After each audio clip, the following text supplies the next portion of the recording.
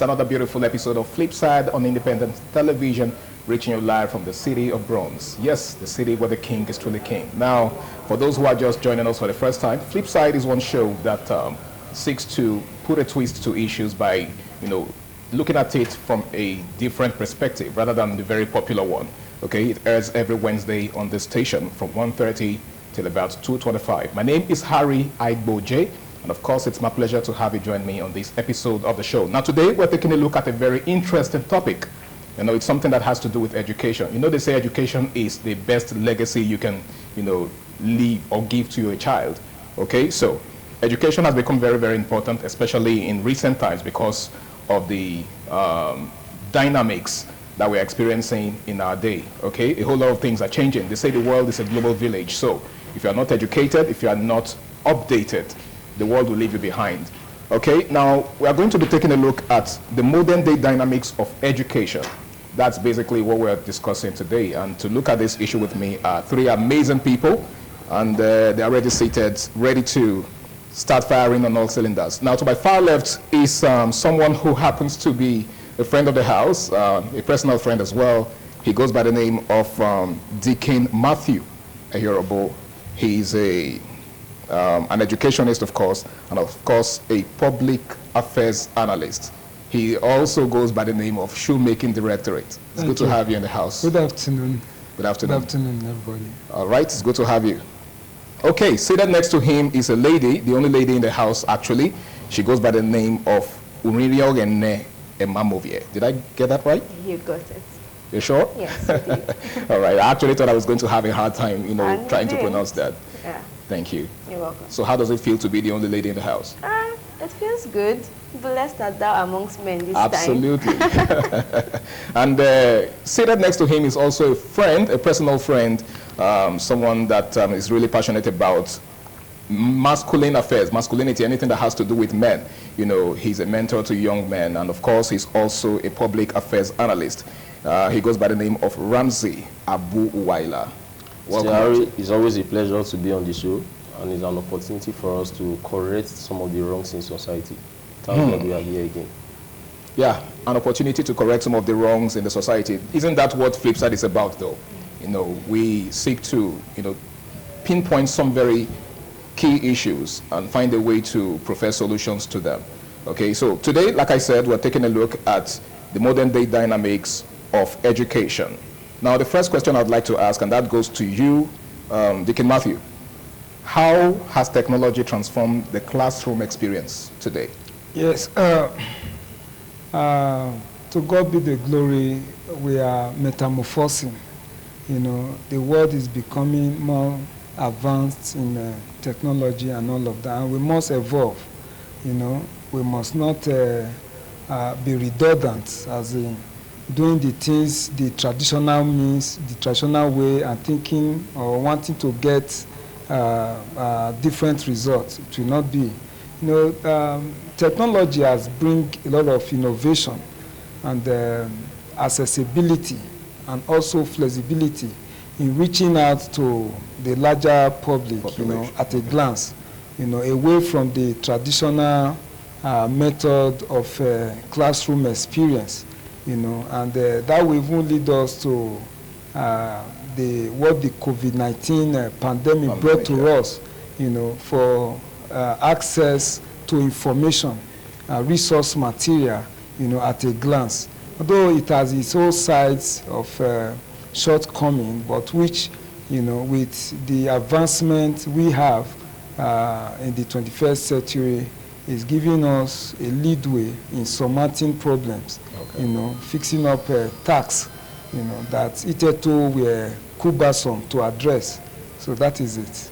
Okay, so you're saying that the COVID-19 experience gave us a new method of learning. Exactly. Which is learning from home, yes. Right? Okay, now, Ramsey, what are the benefits and challenges of online learning? Of course, the benefits of online learning are quite numerous, and it came with its own challenges. But let's start from the positive side of it. It has led to easy access of information, learning at your comfortable space. It has also broadened the horizon of our children in terms of accessing information. and all that. But despite this positive aspect of it, it came with its own negative aspects. And that was the fact that it has come as a major distractor or a distraction to many of our students these days. Imagine students having we recording mass failure in JAM, the recent JAM. And someone told me, I said, the truth are not far-fetched. It is because of the technology, the negative aspect of technology. Children that have someone like Pella, with all due respect to the fans of the young man, someone like, what was her name again, this Sadaboj and all that as mentors, and you expect such a child to excel excellently well in JAM, it's not possible.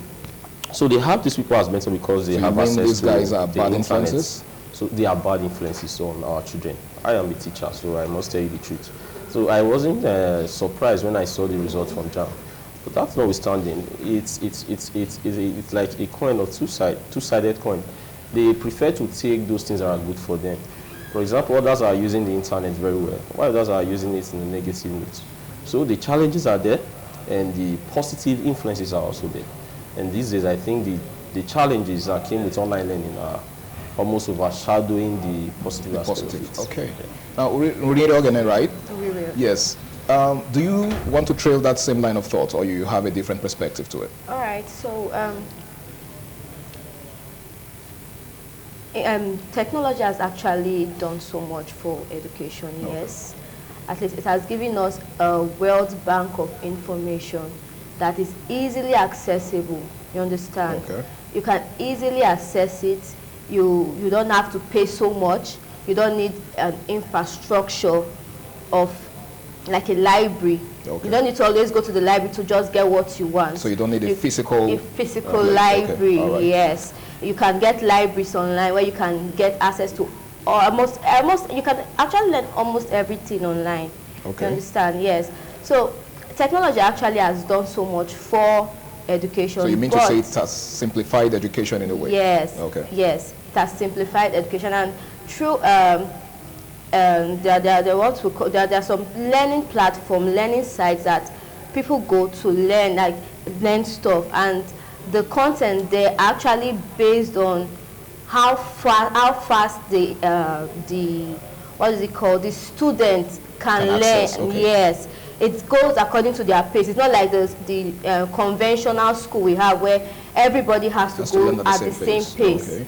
You understand? So here on the technology part of learning, you can go at the student's pace.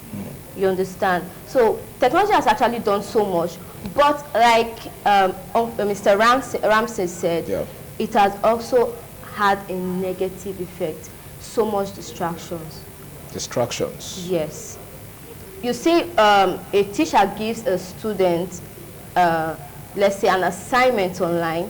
Instead of doing that assignment, you see the student going on Facebook, going on WhatsApp, going on several social media platforms, thereby not actually giving time to study, to research on that assignment. And before you know, time is fast spent. And you just see the child just do the assignment, shabby, will not even do the assignment, and the child will just say, oh, I didn't have access to the internet. You understand? So you're implying that this same technology has made some students lazy? Yes, lazy, and also that is if they actually can use it positively. Some people have used it negatively, and some people have used it positively. You understand? Okay. But for the negative part, you understand, most of them use it negatively, and it's weighing so much on the educational system. It's weighing so much on the educational system. In as much as it does so much, it's also causing a major distraction. So if students can actually be disciplined to do actually what they went online to do, then the positivity of technology having its influence on educational system is going to be massive. Okay. But now what we see is a different thing.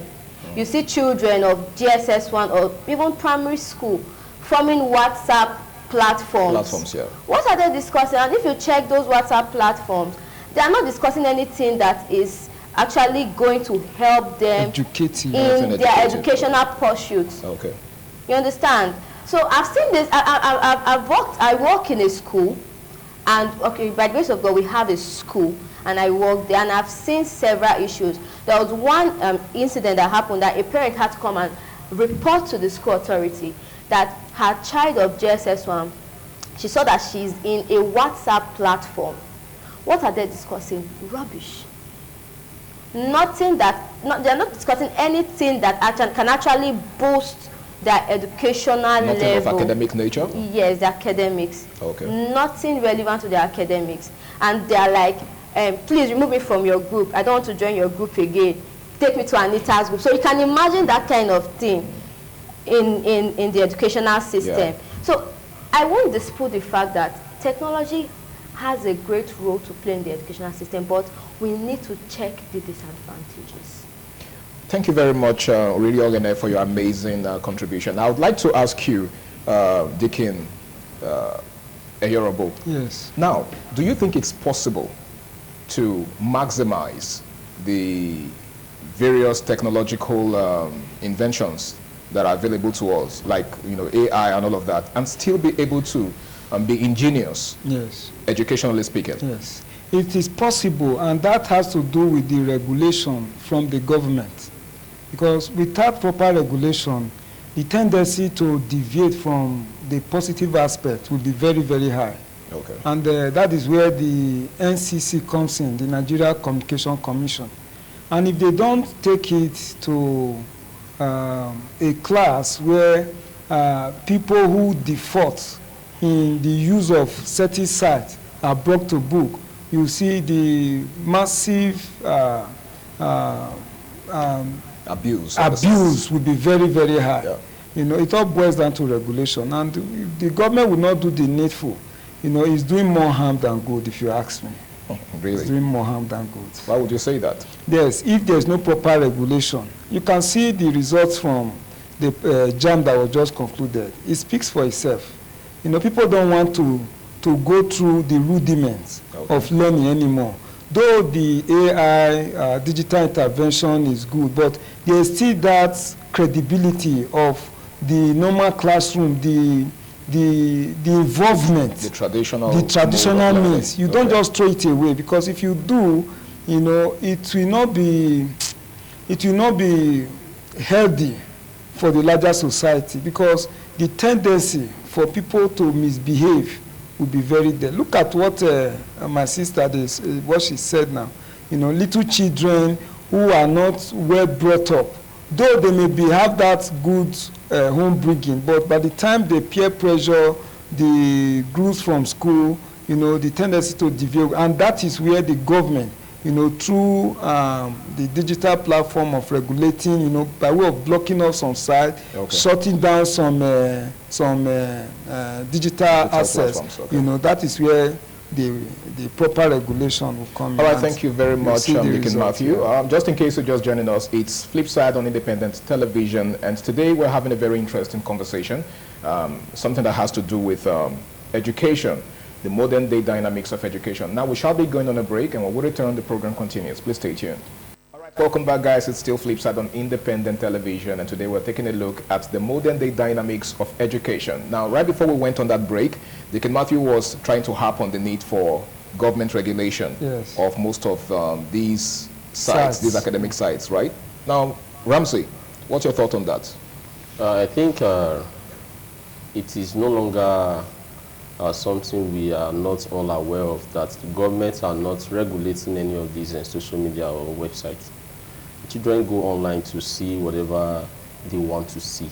In other sane clime, it doesn't work like that. Even those countries where these things are invented, they regulate what their citizen can see. Now, if you go to a country like China, you find out that what they show them on TikTok is how children innovate, the carrot, innovations, manufacturing, construction. But come to my country, Nigeria, you go on TikTok and you see whatever it is you want to see. Just put it on search and you see it. So they are not doing anything in regards to regulating the website of various social media and those that we use in this country. They are not doing anything, and it is reflecting our daily activities, our daily life, even our educational sector. You see those children, when it comes to education now, when it comes to reading, that reading culture is dead, because the majority of them their time have been taken by social media. Now they are in a cell now. this is my own definition of a cell phone. They're in a cell manned by the phone. Hence, that might be the reason why it is called a cell phone. My own perspective anyway. Because now, the last thing they press before they go to bed is their phone. The first thing they look for, even while the eyes are still closed, the same phone. They are no longer productive. Productive is that they are not doing anything. Are you implying that they might be, addicted to the use they are of these already, technological majority devices? of them are already addicted to the phone. You are in the classroom, teacher, someone is quickly chatting another person or trying to reply a call and all that. Because there is no regulation. Even in schools that we have, the schools are not doing anything about it. Some schools, let me not generalize, you see children using phones within the citadel of learning. That's a distraction. Except the school authorized some certain set of students to say, okay, come with your laptop or your tab so that we'll do this. Any other one to mean is an offense, and the phones should be seized. Now, this idea of not regulating the internet has contributed to a whole lot of negative things we are seeing in our society today. First, let's start with the idea of our dress code. See, many of them replicate what they see online. They want to dress like that method they have online. The influencer that will be telling them you dress like it, they don't care. Like, it's my body, it's not your body. No, this is our society. And the society is a sane one. We don't expect any form of insanity. So you must conform to the norm of the society, though not written down, but they are by conventions. So we have so many negative things that have been caused by the negligence on the part of government not to regulate the use of social media in this country. So until they start regulating it, we are just starting a decline. And we continue to experience this decline educationally, economically, socially, until they look into how to regulate the various social media. I keep telling some set of my students, I said, it is either you leave Facebook now and face your book. You cannot be Facebooking and you say you want to pass excellently in any external examination. Leave Facebook and face your book. Face your book. Interesting. Some of them are Instagramming, they are Facebooking, some of them can even come from a particular place, come to school for 1 month and they expect to pass JAMB. So the mass failure wasn't shocking to me. It is something that we are expecting because they are no longer reading. Readability is dead. Reading culture is dead. Where are the libraries that we do have? Some of the schools don't even have libraries. They don't read anymore. Now you train a child for 6 years and at the end, writing the external examination, you are also being paid to teach them in the hall. So why did you teach them for the 6 years? And parents are not exonerated from this. A child comes to you to say, Daddy, I need money to pay for whatever they call it, expo or my practice, and you pay. For what? I haven't spent 6 years in a school from GSS1 to SS3, and now it's time for him to show his prowess or proficiency in a particular field. You are paying for such a child to also result. So the problem is dry-headed. Okay. The government needs to regulate the social media. Let's start from there. Okay, so still talking about government regulation, right? What do you think that would spell, for society in general? Because just recently, not too long ago, a governor of a state was advocating for social media to be treated like terrorist organizations, so to speak. Don't you think that will amount to gagging the social media, which is one of the most viable, means of expression of the young population? Okay, I won't actually say he's wrong, because the things that are on social media, the things that children can access on social media, the extent to which it can corrupt their minds is alarming. But it also has its good sides. Yes, it has its good side. Like some of the ones we've mentioned so far. Yes, it does. But see, you can't control these children when you are not with. In short, even when you are with them, you are seeing them. They'll do what you want in your face. Right, in your presence. Yes, in your presence, and behind you, they are doing something else. So it still boils down to the fact that government has to regulate the content of what Nigerians can have access to online. Else, the children, the mind of children these days, it's so vague. They just want to explore. They want to explore. They want to see what's here. They want to see what's here. They want to just touch everywhere. You understand? Yeah. So it still boils down to the fact that government has to regulate the content Nigerians can have access to on social media. Else, there's nothing you can do about it. Even if you as a parent, you decide to be on your toes with your child always monitoring your child, checking their chat history, checking whatever they do online, what they are posting, what they are looking at online. Even if you're on your toes with that child, there's a limit to how much you can do. Yeah, there's a limit to how much you can do. There's still a tendency that that child will just try to do whatever you want. They can delete their chat history or their browsing history. You would never know what the child went online to do. So it still boils down to the fact that government has a role to play in this. And it's very possible, very, very possible for the government to regulate the content of what is on social media that's available to Nigerians. Yes. All right, thank you so much. Now, Deacon Matthew. Yes. What role do you think parents can play in this regard? Because all of this can't just be on government. Yes. Just like Ramsey said much earlier, we all have a role to play in this. Exactly. Including, clerics and a whole lot of other persons in the society. So what do you think parents can do? Yes, in fact, education starts from the home. Okay. It starts from the home. That is the kind of family that brings that child to the society is where the education starts from. In fact, we have 3 institutions that builds a child: the family, the government, and the education, the school. The school. So if the family fails, the school is supposed not to fail. If the school fails, the government is supposed not to fail. Okay. So by the time we have a decent home, let's say of the nuclear family, where the father, the mother is responsible, the child first look up to that parent of his, for proper upbringing. And we will not also remove the part of the fear of God. Because whether with the family, with the school, or the government, you cannot take away the fear of God out of the situation.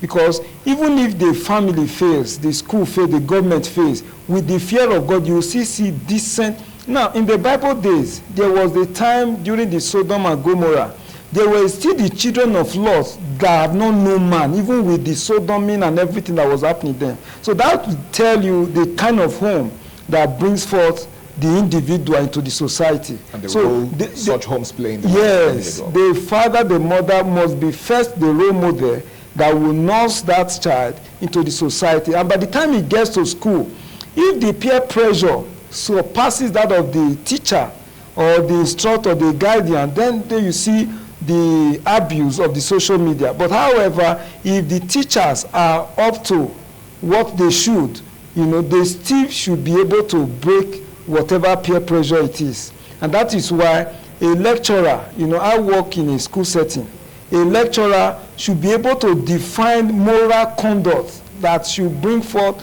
a student. That is why, you see, in our certificate, it reads, having found worthy in learning and in character. You cannot take character out of it. In fact, learning will present you. Learning will position you, but character will sustain you there.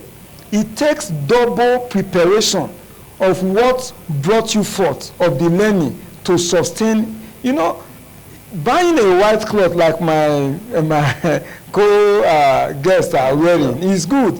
But if after 6 months, 1 year, it cannot still be this neat, then you know that the person using it is not worth owning it. Okay. It's not enough to buy an exotic car, but will it still be usable? Okay. After 5 years, after 10 years. That is what we are talking about. So culture. The parents must be the first educator, instructor of the child. Then before you get to school, then the ultimate and the government. So, but whether the parents, the home front fail, the education system fail, if the government is up to what they should do, they should be able to correct every other institution of learning, whether the home and the so school. In all of this, who would you say the bulk of the responsibility lies on? It is interrelated. Okay. It is interrelated. Okay. You cannot just say one is stronger. But ultimately, the government is to set the enabling environment for every other institution of learning, whether the family, the community, the education system, to thrive. Okay. So if the government fails, the government is the ultimate. But however, the parents, you know, that is where it starts from, to set the enabling environment for the home. And that is why the life a child, a youth live is very, very determined in what makes a home. If, let's assume now, a boy, a young boy, a girl that cannot maintain one relationship, having multiple relations, how can that person maintain a sane home? Okay. By the time you have broken marriages, it reflects in the life of the student that are in the institution of learning. Okay, I would like to pause you there for now because we have to go on this break. And just in case you're just joining us, it's still Flipside on independent television. When we return, the program continues. Please stay tuned. All right, it's still Flipside on independent television, and we're taking a look at the modern day dynamics of education. Now, Ramsey, the JAMB examination has come and gone, and it has left a trail of a mixture of reactions, so to speak. Some are rejoicing, others are gnashing their teeth, so to speak. What do you think, or how would you assess the examination? Let's begin from there.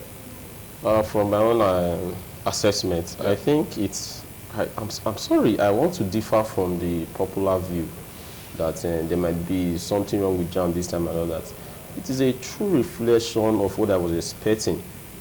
Really? The nature of students we have these days, there are students that just want to pass, but they don't want to do what they are expected to do that will make them pass.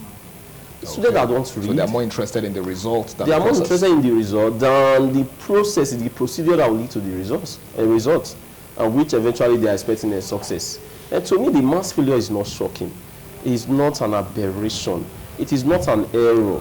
It is something I have envisaged because looking at the nature of students that wrote that exam, they weren't prepared for it. They weren't serious. In our days, we have what we call JAMB bites. You become an applicant to JAMB. You write every time. Maybe you write JAMB up to 4 times before you eventually get a very good score that will take you to university. But these days, they just want to write JAMB first time and pass.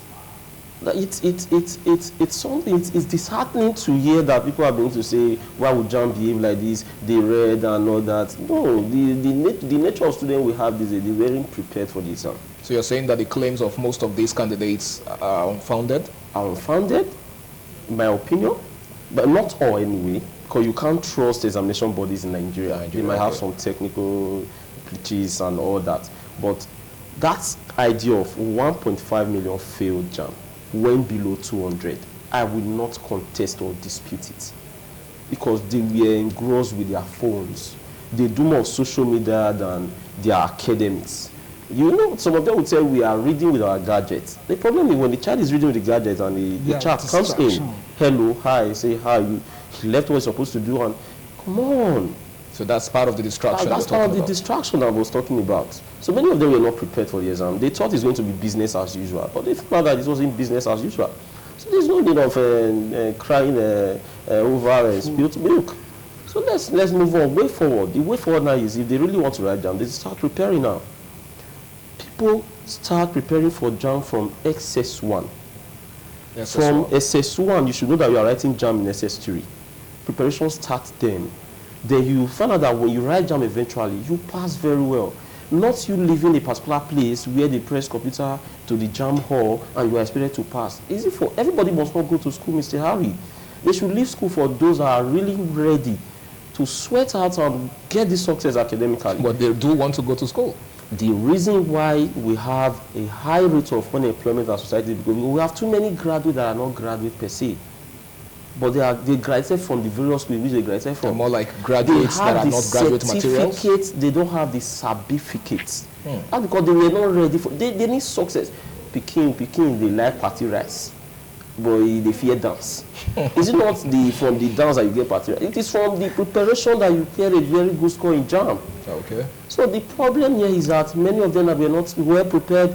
They were distracted with their phones and gadgets, social media here and there. Some of them are content creators, influencers online. So which time they really have to prepare for this exam? look at the level, the number of students that score 300 and above. You will cry, like, what is happening in this country? Why are people no longer reading? They're no longer reading because they don't see anything good in education. You ask some of them, why you not say, those of you that read, what do you do now? What do you have to show for What it? do you have to show for it that yes, you are a guru, you are very sound academically and all that. And most time we just keep quiet. Forgetting the fact that education is not an end to a means. It is a means and an end combined. In itself. When you are educated in itself, when you are educated, it reflects in all ramifications. In your talk, your social life, economic life, everything. When an educated person speaks, you know this one is educated. But they think education is just a way of making money. So if they don't make that money, they see nothing good in education. So going back, going forward, what are the solutions to this problem? So we will not experience worst. The last jam, it was not as bad as this. Then the next one might even be worst. Or worse than this, I beg your pardon. We hope not, though. We just hope not. So what do we do so that we will not experience another calamity? Yeah. They should get ready to read. They should prepare for the exam. They should read. In fact, not just read, they should study for this exam. They should leave Facebook and other social media and face their book. You don't blow whistle at the same time raise your nose. I feel of you must do one. You can't be Facebooking at the same time you said you are reading. You can't be Instagram at the same time you said you are reading, you are preparing for exam. People are celebrating. Once they get 200 and they are celebrating, because they don't even see anything good in having 300 and above and all that. So it is not, let's not heap all the problem on the examination body alone. But the students themselves are not ready for this exam. So the problem starts from the children and the kind of homes they are coming from. In our days when you are preparing for exam, you are expecting, your father wants to see you at every given time reading. But these days your child has taken an exam form and it's not always around. Play now, you can't even talk. The home is a microcosm of the larger society. Okay. Whatever happens in the home will manifest in the larger society. So most of these things we are saying now, because many of our parents are no longer parenting, they are just fathers and mothers. Because those adults in our society are no longer adults, they are even like the vampires now. So the whole thing is what the manifestation of this whole thing is what we are seeing now. And one of them is just the academic sector. There are many more that we'll see. But of course, it will definitely reflect in other sectors because the academic sector is, intertwined with other sectors. Right? Other sector. So definitely it's going to reflect in other things. But before then, our parents should become parents. Our adults should become adults. Our teachers should be teachers. I might say they are not teachers now. Have you seen some private schools, sir? You ask yourself, is this a school? Schools as don't want to be schools should be closed down. Have big teachers, have big students. Things are not going on well. You don't have people that can stand and really teach a particular subject. If you prepare a child for a particular exam and that child fails, you fail as a teacher. But they will tell you, no, it's the child, not me. No, why did you prepare the child for the exam? But if the child does well, it's on you. Definitely the glory also comes, the part of the glory also comes to you as a teacher. So these children are not reading. Okay. They should sit down and read, prepare for their exam, they will pass. All right, thank you so much, Ramsey. You've said a whole lot, and I'm very sure that Oriogene can take it from there. One of the things I noticed on social media, I actually stumbled on this particular story of a teenager who ended it all because she scored very low in JAMB. And, that really touched me particularly because, a lot of us, I was lucky enough to write JAMB once and just, get it right the first time. But I know of persons who wrote JAMB multiple times before they finally got it right.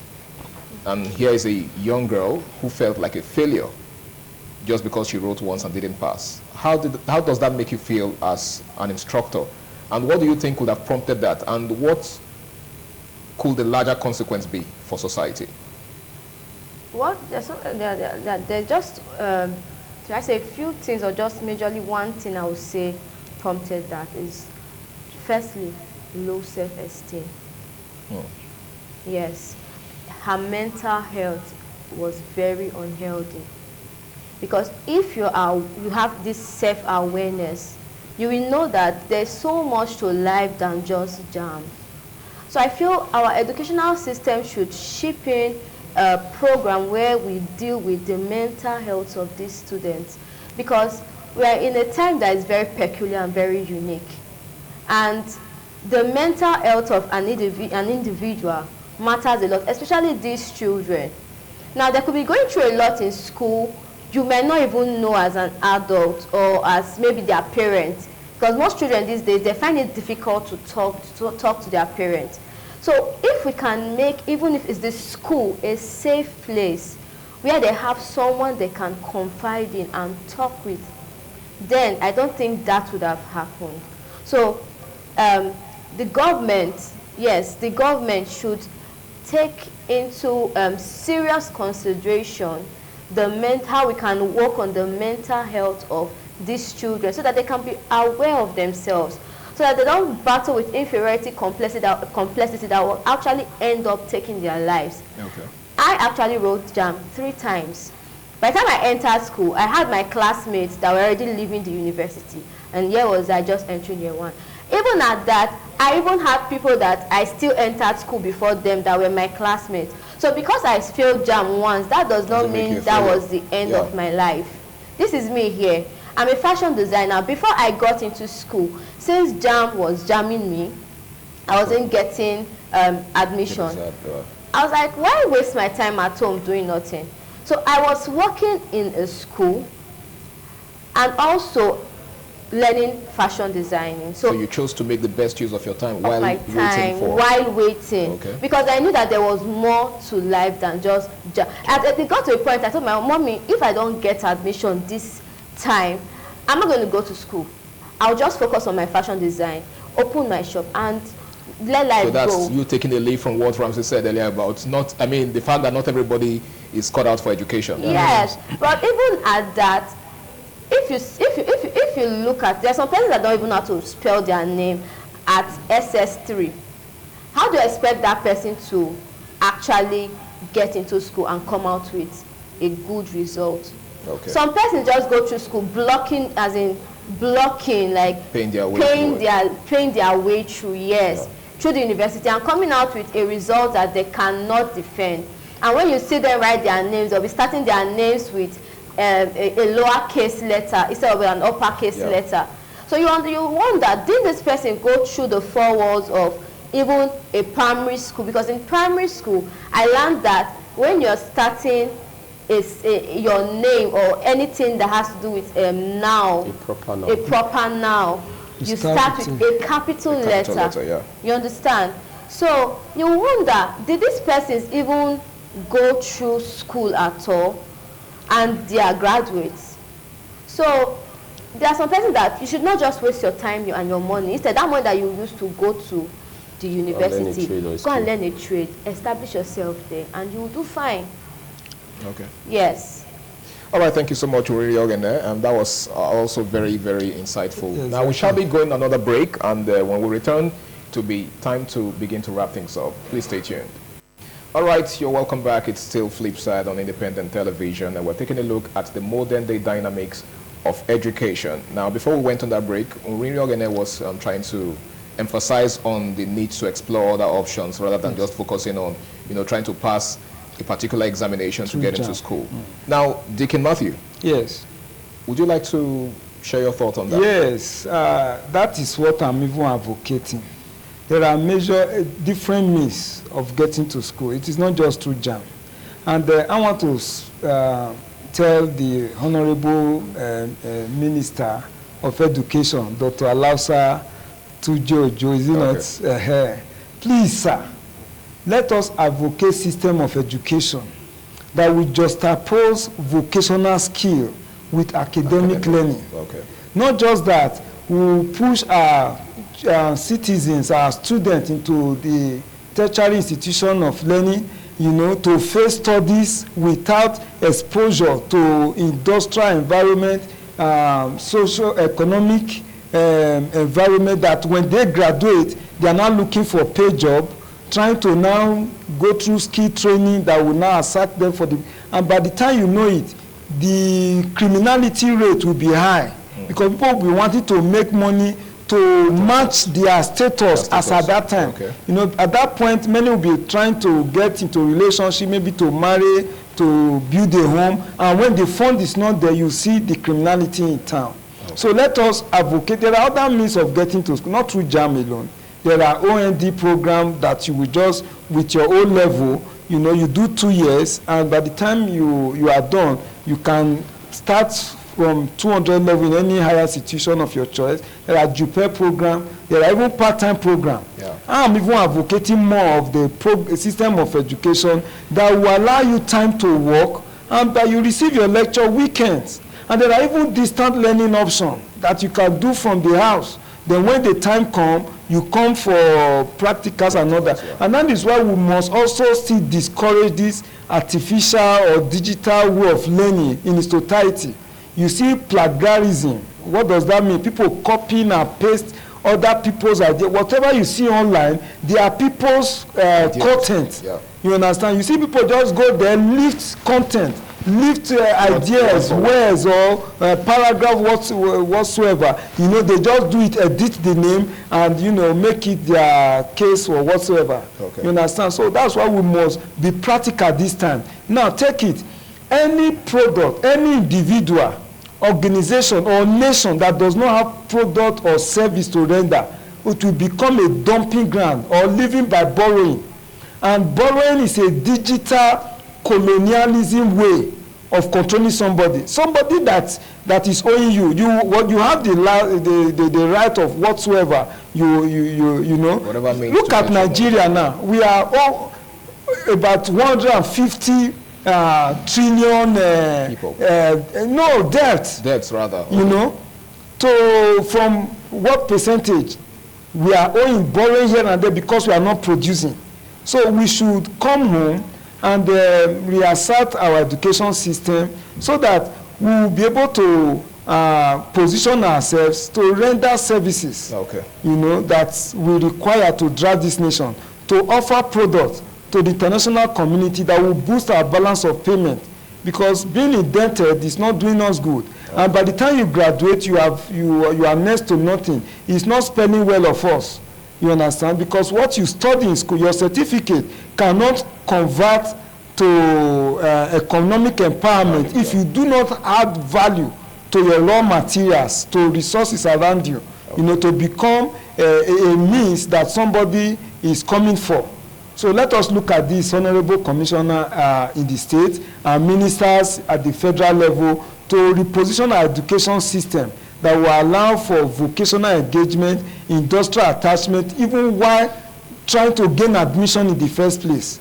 Not just with what NYC is doing after becoming a graduate and all of that. Even before you gain admission, from even the GSS, that is why let me salute this present administration. You know, even from the secondary school now, they are trying to inculcate this vocational skill, you know, so that before you get to get your SSC certificate, you've started being exposed to a vocational engagement.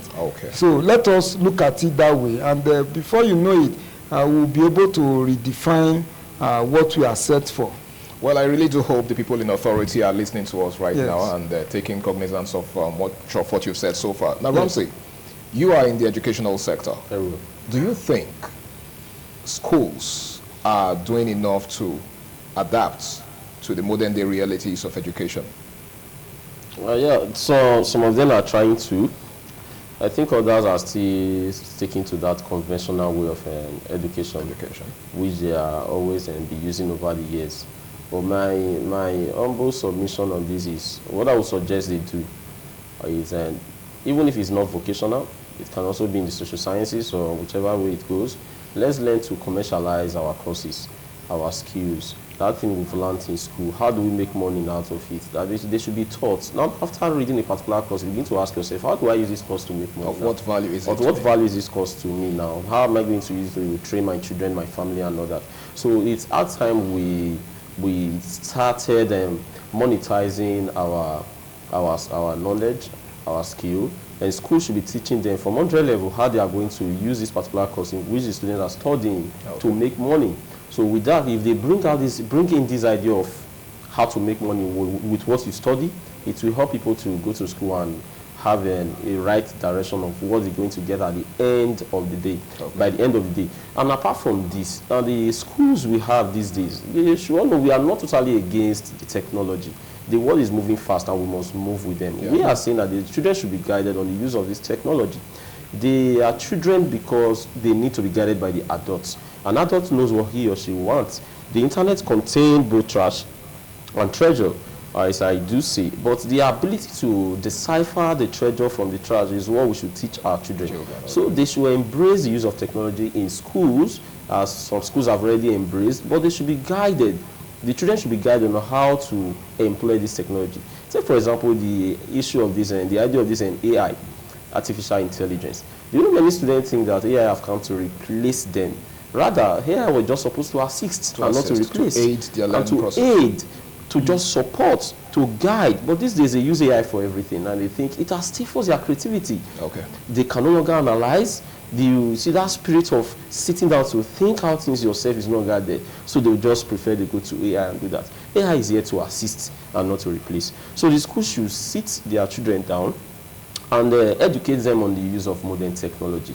And with this, if they educate them and they guide them, the modern technology in education would definitely support education instead of serving as an antagonism to education. All right, I'll take that as your final thought. Now, Uriogene, in less than a minute, what's your final thought on this and what's your advice for young people out there who are already being consumed by much of what we've talked about? All right. In as much as technology has come, we should not just leave the children to ourselves. Yes, like Mr. Ramsey said, the internet is it's a bank of both trash and treasure. So we should not leave the children to themselves. They should be under strict supervision by their parents, and the government, like we earlier said, has a role to play in regulating the content of what is being seen in our social media platforms in Nigeria. Yes, and also we have a lot of students that feel they want to go to school, but they don't actually want to do the work. Now we have situations where children these days will stop school at SS1.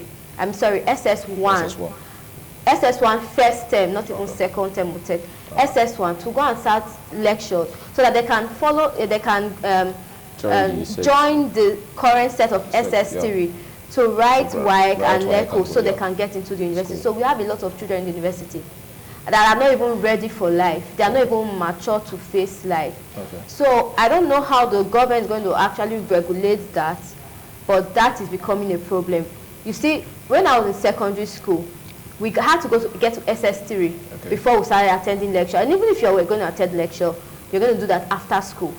I even had a friend who had to rewrite her exam. She had to go and start SS3 again in another school. But you can never find that in this modern dynamics of education. All right. Well, we actually do hope that the government does the needful, even while we are trying to draw your attention to it. Now, Deacon Matthew, my brother, in less than a minute. Yes, take it or leave it. We need education in all levels of our engagement. Whether you say it's a school dropout, wants to vocational skill, there are even certificate programs. Because in buying and selling, you need to calculate, not to make loss. And you need to keep records of your transaction so that you'll be able to analyze your inventory and all that you do. And Bible says, the slothful man roast not that he took from hunting.